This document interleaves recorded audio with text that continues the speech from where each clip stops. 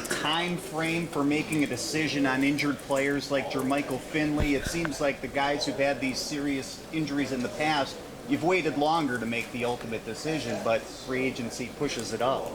Yeah, no, I think it'll work itself out. There's a number of guys, whether they're under contract or not under contract, that things will sort themselves out as we go along through the spring.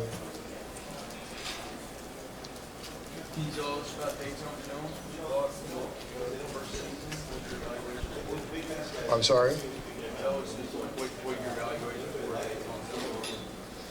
Yeah, he did a nice job. He fit in a lot of our sub packages, and we're looking forward to having him do more stuff next year.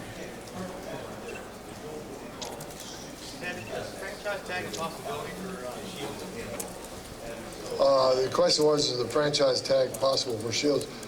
Obviously, we'd never discuss anything like that, but in terms of our free agents, it's no different year than it always is. There's a few more, but as best we can, we'd like to have our guys back. Chris Harper, did he make a positive impression? Chris Harper? Yeah, Chris Harper came in, practiced hard, did some things, suited up a few games. We're looking forward to having him in the offseason. Yeah, he's a big, strong, fast guy, yeah.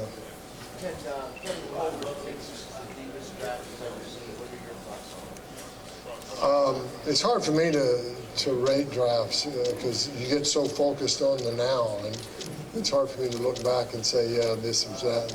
I don't think we'll know about how deep or strong a draft is for a number of years down the road. I think that always has to sort itself out, but certainly we're excited to maybe be able to add some players to our team. Ted, what did it mean to see John Dorsey, the success that Chiefs had to win 11 games and go to the postseason all the time he spent with the Packers? Yeah, John and Andy, they had a great year. We're very happy for him. He's a real scout in this day and age. Sometimes those are hard to find, and we're proud of him, and we wish we'd have won as many games as they won. With so many underclassmen in this year's draft, is it more difficult to kind of scout those guys out and know how they project? Well, up until now, yeah, because you didn't have any access to them, and you didn't really do them in the fall like you normally do the oncoming seniors. But as we get to know them, we'll figure it out.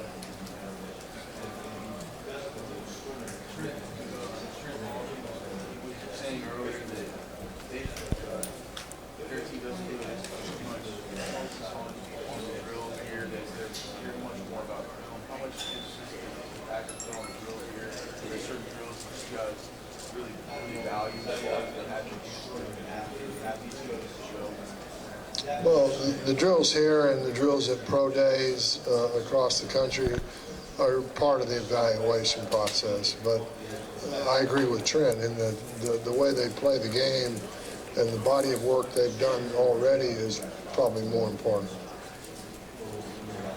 When you made the jump from being a scout and just evaluating talent to being the one assigning value to that talent, was that a difficult transition to make? I mean, we're going to see a guy like Ray Farmer in Cleveland go from pure scouting to having to make that call. Was that difficult? Well, I think you have to, you understand that you're ultimately in charge of the decision-making process, but you have to depend greatly on the staff that you have and the support group that you have around you. Just like Ron did, even though we all knew it was going to be Ron who was going to make that call, he always listened to people. He always took people's advice to heart. And I think all the people that are in positions like myself do that with their staffs, and I'm sure Ray will do the same thing. Is it difficult to just give yourself potentially a lot of players in free agency? You know you have this responsibility to keep yourself out there. Talk a little bit about disciplining yourself to let people go, let players go,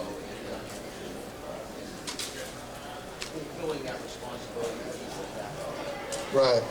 Well, in terms of free agency, it's always been, there's always surprises in it. So we try not to get too worked up about what could or couldn't happen. Like I said, it's been our policy, and it will continue to be our policy, that if we can, we would like to keep our own free agents.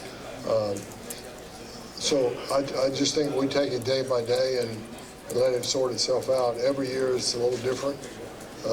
Every year there are different players, but as a whole, the market is different from year to year. So we'll work it out. Where is Sam Shields at in his career? What's that next step that you want to see out of him? Well, I think Sam's been a good player for us, and he does a good job, and he's one of the fellas that we'd like to have back. So when you're trying to swing the draft deal, just trade in general, how much reliance is there on the trade chart that Jimmy Johnson came up with all the Well, the draft trade chart is probably identical to what it was years ago. There have been other people that put together what they thought was a more representative draft day chart. But if you're the only one that has that new draft day chart, then it doesn't do you a whole lot of good. So the one that everybody uses seems to be the original one. Ted, it would be great if you had 1,000 on your draft picks in free agency, but nobody does. So do you have a set of expectations, a certain number of starters, contributors you need to get out of the draft that fits your system for you? No, we take it player by player and hopefully try to make a good decision and focus, whether it's in the first round or in the sixth round, you know, what's the best thing for the Packers. And we try to keep it simple like that. Has it become harder or easier to scout tight ends, considering how pass happy the college game has become, but it's split out a lot too? You know, I think the position is the same. I mean, people use tight ends differently. There are different style of tight ends. There are some that lean more towards the blocking part, and there's some that lean more towards the receiving part. But no, I don't know that it's more difficult now than it was before. I know Mike has said a bunch of times that on offense wants to be strong up the middle with his guards and centers and whatnot. Is that the same story on defense, do you think? You need to be strong with your inside linebackers, safeties, and all that? Yeah, you know, this time of year we're canvassing all the different positions and that sort of thing. We want to try to be, again, trying to keep it simple. If we find somebody that can help us at a position, you know, to me it doesn't matter whether it's an interior player or a perimeter player. Fans would like to know what you're going to do with all this cap. There's a lot of people that would like to know that. I don't know. We don't talk much about the cap. We don't make decisions based upon the cap, really. We try to make football decisions, and like I said, the more simple we can keep it, the better off I am. Can you talk a little bit about the caliber of wide receiver that's coming through college now? Are the guys coming out more NFL ready just because of the systems they're playing?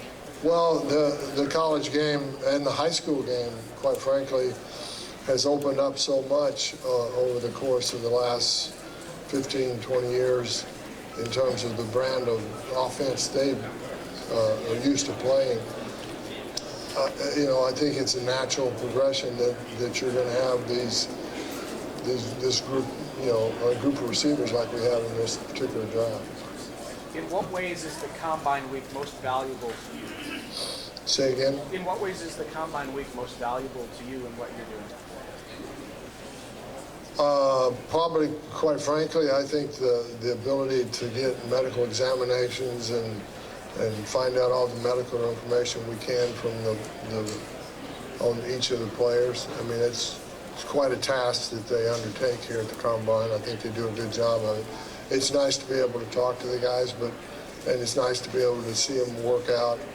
You know, at the end of the day, most of them are attending big schools, and we would probably be at their pro days and be able to cover that as well.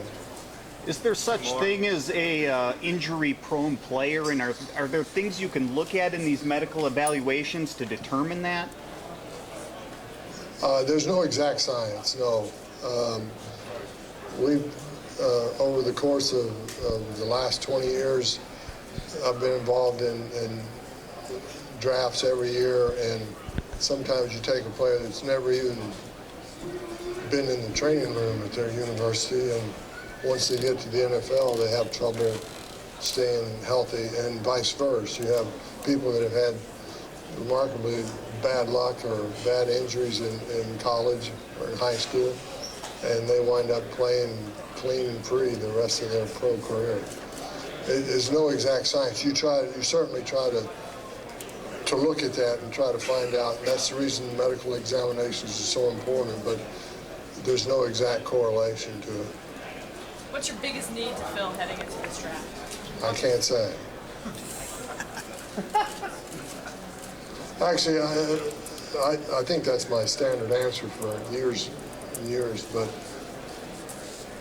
you just never know. We don't necessarily try to attack the draft looking at needs. We try to attack the draft trying to find good players that could be with us over a number of years and build strength and value to our organization. Ted, you were talking about injuries a minute ago. They definitely played havoc with the quarterback position this year. You've got Scott Tolzien still there, Aaron Rodgers getting healthier, Matt Flynn's a free agent. Are you looking to maybe add some more veteran presence there, or are you really just sort of doing what you've done for the last couple of years, which is bringing in guys that you feel just kind of fit the system? No, I'm not going to really tell you what our real answer is on something like that. But we're always looking. Mike's Coach McCarthy's a quarterback guy. He likes to have a group. So you never stop looking, turning over rocks, and that sort of thing. Okay, thank you. That was scintillating, wasn't it?